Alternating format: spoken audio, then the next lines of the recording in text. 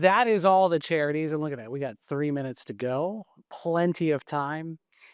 I always say, like, whenever I'm teaching class, make sure you don't have meetings starting immediately at the end of the hour. I could keep longer. But if there's any time that you want to go overtime, this is the time to do it, to tell about the stories of all the different programs. I know that many of you are also other charities and programs that you guys are involved with. So we want to make sure we next year highlight those programs.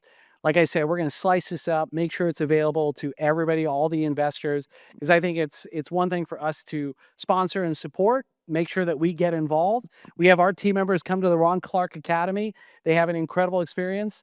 We try to go to all the different programs that have been represented here, and we want to get more involved within the community and also globally. And how can we make a difference? And so much of that is following your lead, learning about what you guys are all focused on. For me, I always say one of the challenges actually during Leadership Atlanta is, what is it that you want to give back to the community? And for me, it's always passion around teaching. This is very ironic because I hated school.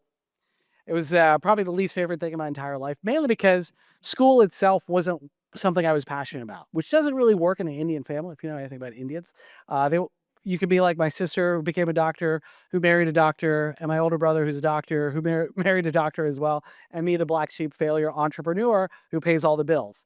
That's a whole nother topic for another time. I think my mom was disappointed in me probably until like maybe like 7, 8 years ago that I didn't become a doctor just as a backup plan. I was like, I think I've done okay. She's like, I don't know. If you were a doctor, you'd have a good backup. But that being said, I think it is important that you get passionate about something personally. And I think one of our speakers said it here before. It's one thing to make some money, take care of the kids, take care of your family. But if you get inspired, how do you create impact beyond who you are? Your goals and what you want to achieve also grow, right? Because once you've got yourself taken care of, your family taken care of, maybe your extended family, and you're supporting maybe your community and a couple of your friends' charities, usually what is it? We rise to the expectations. So if your expectation is to affect millions of lives, then guess what? You've got to rise to that occasion. And at the same time, sometimes it's cool and sexy to do things other places when just in the backyard, whether it's Sandy Springs or Dunwoody, those are important places too. So I always have this mindset: focus on the family and the people that are right around you, take care of your friends and the loved ones, but then keep enlarging that circle and creating that impact and influence around, and let that be the guiding light.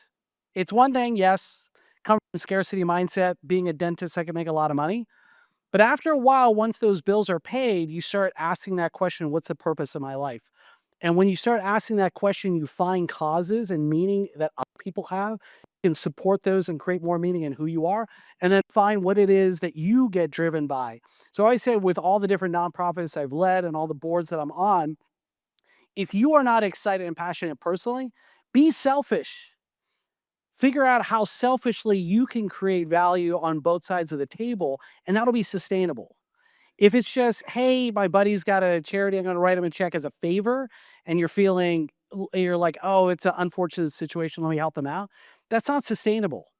But if there's an ecosystem where it's a feedback loop and you can grow and create value, then it becomes a whole nother level. So everybody, thank you so much. There's plenty of cocktails, drinks, food, everything. Please make sure you get to meet everybody else. And like I said, next year, let's hear more of those charities, and we're really excited to sponsor those. Thank you.